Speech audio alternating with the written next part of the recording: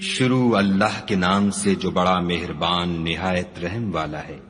حج کے مہینے معین ہیں جو معلوم ہیں، تو جو شخص ان مہینوں میں حج کی نیت کر لے تو حج کے دنوں میں نہ عورتوں سے اختلاط کرے، نہ کوئی برا کام کرے اور نہ کسی سے جھگڑے، اور جو نیک کام تم کرو گے وہ خدا کو معلوم ہو جائے گا، اور زاد راہ یعنی رستے کا خرچ ساتھ لے جاؤ، کیونکہ بہتر فائدہ زاد راہ کا پرہیزگاری ہے، اور اے اہل عقل مجھ سے ڈرتے رہو۔ اس کا تمہیں کچھ گناہ نہیں کہ حج کے دنوں میں بذریعہ تجارت اپنے پروردگار سے روزی طلب کرو، اور جب عرفات سے واپس ہونے لگو تو مشعر حرام یعنی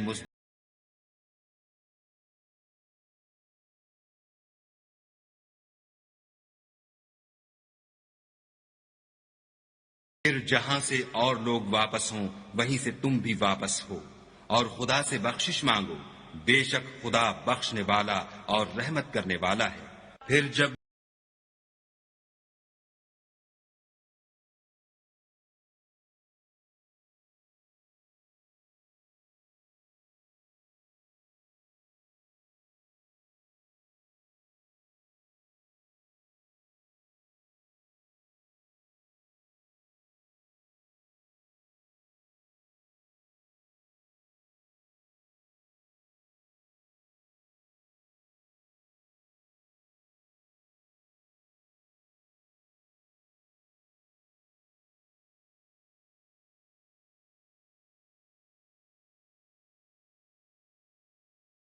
اور قیام منا کے دنوں میں جو گنتی کے دن ہیں خدا کو یاد کرو، اگر کوئی جلدی کرے اور 2 ہی دن میں واپس چل دے تو اس پر بھی کچھ گناہ نہیں، اور جو بات تک ٹھہرا رہے اس پر بھی کچھ گناہ نہیں۔ یہ باتیں اس شخص کے لیے ہیں جو خدا سے ڈرے، اور تم لوگ خدا سے ڈرتے رہو، اور جان رکھو کہ تم سب اس کے پاس جمع کیے جاؤ گے۔ اور کوئی شخص تو ایسا ہے جس کی گفتگو دنیا کی زندگی میں تم کو دلکش معلوم ہوتی ہے، اور وہ اپنے معافی الضمیر پر خدا کو گواہ بناتا ہے، حالانکہ وہ سخت جھگڑالو ہے، اور جب پیٹھ پھیر کر چلا جاتا ہے تو زمین میں دوڑتا پھرتا ہے تاکہ اس میں فتنہ انگیزی کرے اور کھیتی کو برباد اور انسانوں اور حیوانوں کی نسل کو نابود کر دے، اور خدا فتنہ انگیزی کو پسند نہیں کرتا۔ اور جب اس سے کہا جاتا ہے کہ خدا سے خوف کر تو غرور اس کو گناہ میں پھنسا دیتا ہے، سو ایسے کو جہنم سزاوار ہے،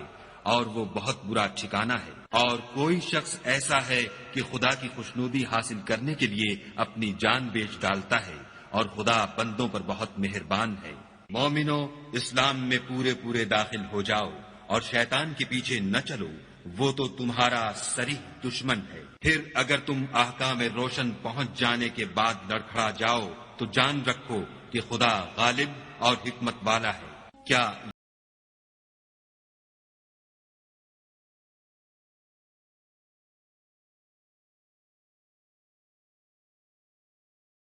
اور سب کاموں کا رجوع خدا ہی کی طرف ہے۔